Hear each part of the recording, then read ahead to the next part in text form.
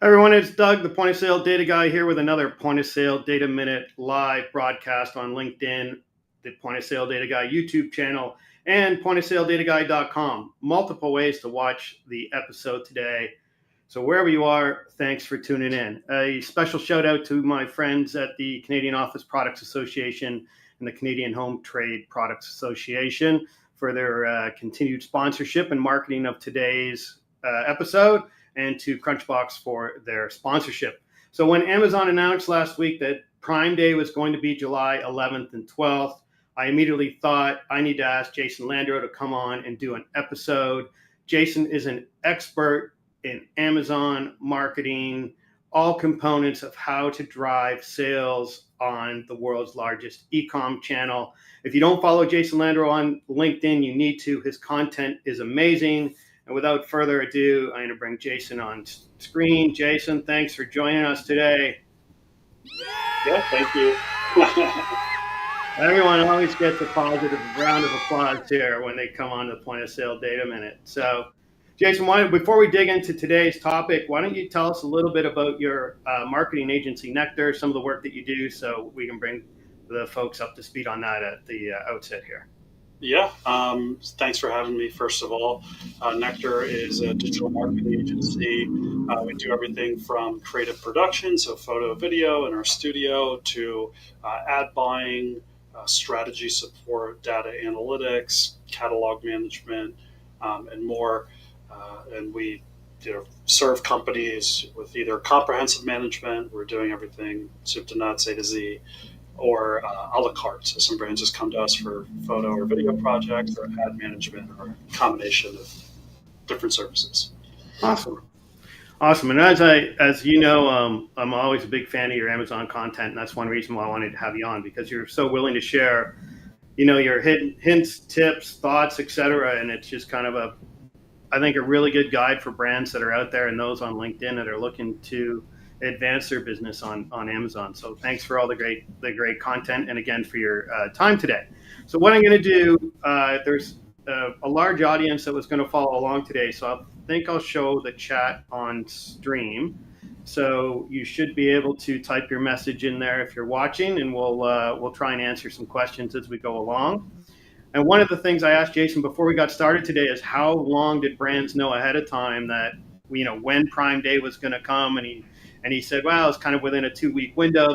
Everyone was kind of hedging their bets. You needed to have all your information to Amazon earlier this year and have all your Prime Day specials in. So I was curious to see, how that would unfold, make sure they have enough inventory, because the last thing you want to do is drive all this volume and then not have the goods available to ship. So I think one of the interesting things that we were talking about, and what that kind of piqued my curiosity on the consumer side of the business, is if I'm a consumer and I now I know when Prime Day is, I am going to hold back my purchases perhaps, or I'm going to wait until Prime Day hits and I'm going to buy everything I want. So anything after Prime Day is a bit of a lull. So if we start with, like, what are your thoughts, your hints and tips on how brands can maybe elongate the Prime Day window, right? How do I get that some volume still coming in before Prime Day, and how do I get the long tail of sales afterwards?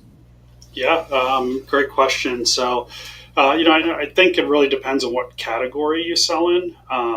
If you're a consumable, you shouldn't see too much of a variance. Obviously, you're hoping to get a spike on Prime Day, especially if you're doing a deal, but you still have those recurring orders.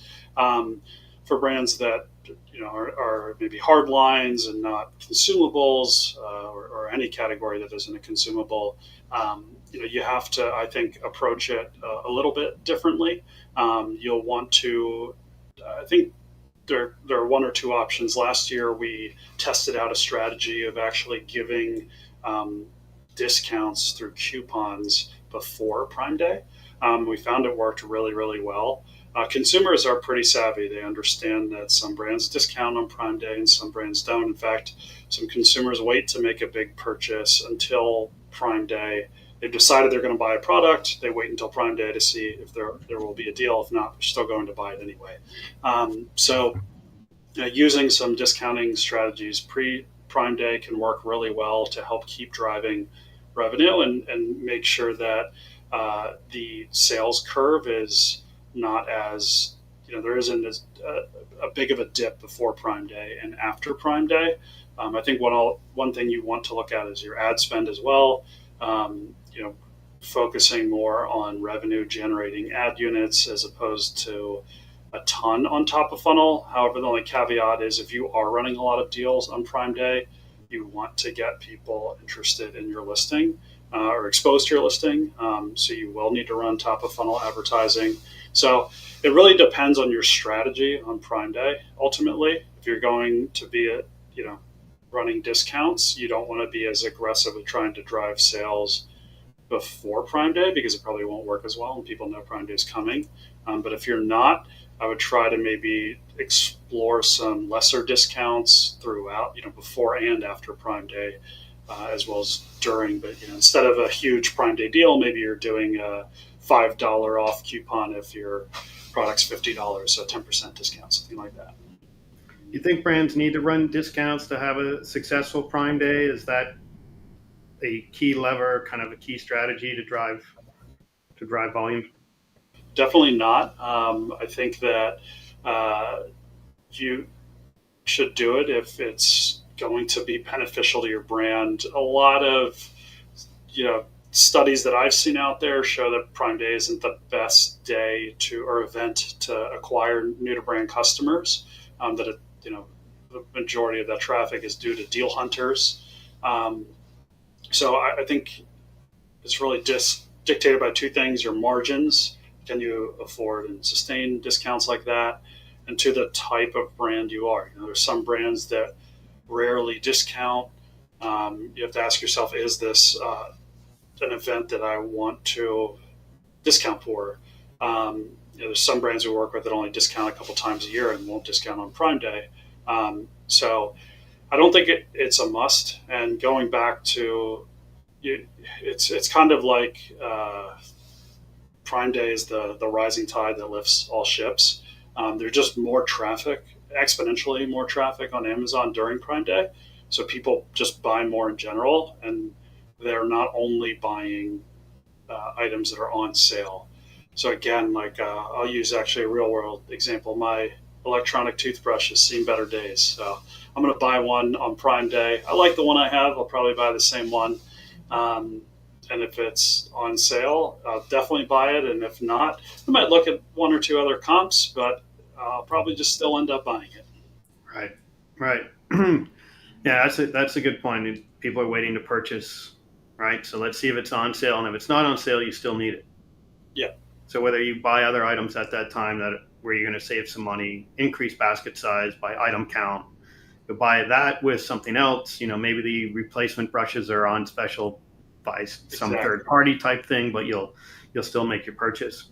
How do brands counter kind of the discounts with like what their ad spend should be on that day? Are they kind of interrelated? Do you do one or both? What's your Yeah, kind of feeling on 100%. that? The slimmer your margins are, the more careful you have to be. You can't, you shouldn't, I don't think you should be losing money on Prime Day. I don't think that it's worth it. So you have to balance the discount you're getting and your ad spend. Often that means focusing on better selling items that have good organic rankings so that you don't have to pay as much to drive traffic. A lot of Prime Day can be great to move inventory where the items are variants on a detail page, even if they're not the best selling variants, because you can, those one of the variants should rank well, across relevant keywords. They click in and see that another color, let's say, or size is discounted.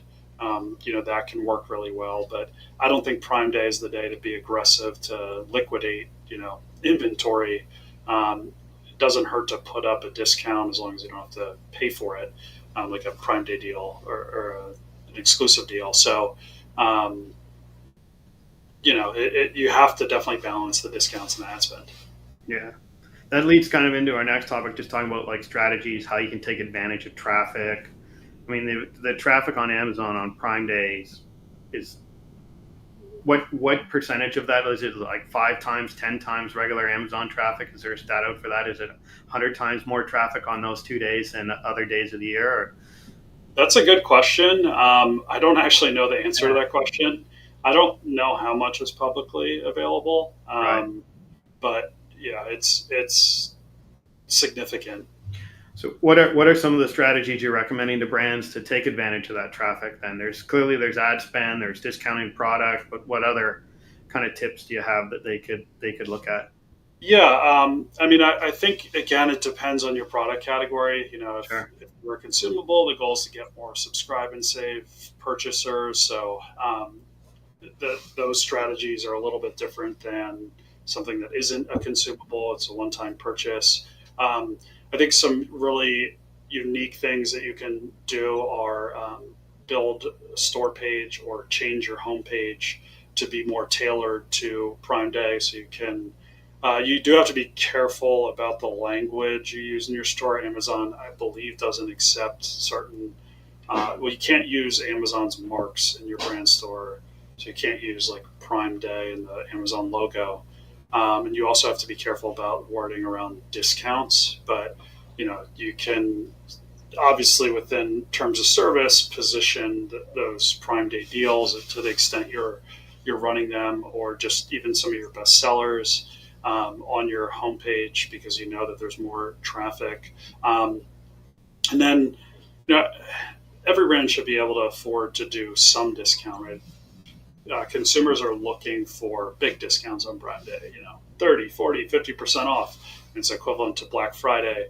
But 5, 10% is meaningful, especially if you're a brand that discounts infrequently. So I think picking those discounts selectively, items where you get a lot of traffic, can really help boost sales, even if it's a coupon, which we know a lot of people clip the coupons but don't actually redeem them. Right, right. And if we pivot from there, like the Amazon Marketing Cloud, it's a hot topic. Where do you see it fitting into all of this? Yeah, I kicked that around in my head, and I don't really see it being a great fit. I think it's a better fit to analyze Prime Day versus Prime Day because really Amazon Marketing Cloud, even though it's kind of the hot new thing, it's to look at trends and aggregated data. So how are people getting bought? What is the path to purchase? What is the media mix that's leading to success? And Prime Day is a 2-day event. So it's hard and it's heavily focused on discounting. So essentially, it's in 2 days of uh, data that is an aberration. So you really want to compare it to equivalent time periods, which are um, Black Friday and other past discounting events, and that would require that you have enough traffic and sales data to be able to get a meaningful set of data and have it be statistically relevant. So I think it's challenging. I think though you can see what is performing well in terms of different ad strategies in your media mix and try to double down on that on Prime Day, especially if you're running deals. I think that would be my suggestion for how to best use AMC.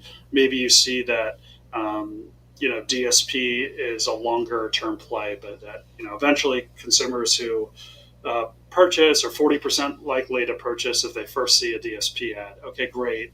But we also know that sponsored products is successful in driving revenue.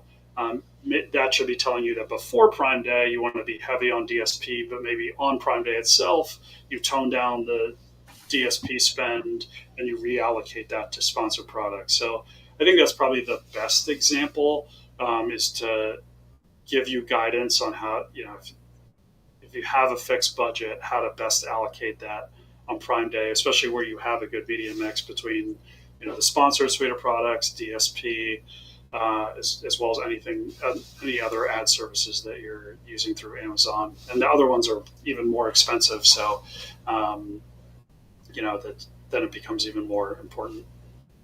Great.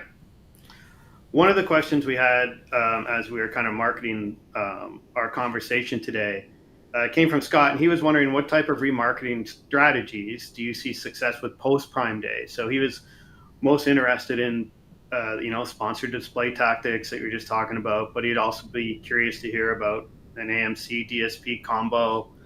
The world of Amazon is filled with acronyms, so every week I try and learn another one, right? So this is one here today that I'll throw out there.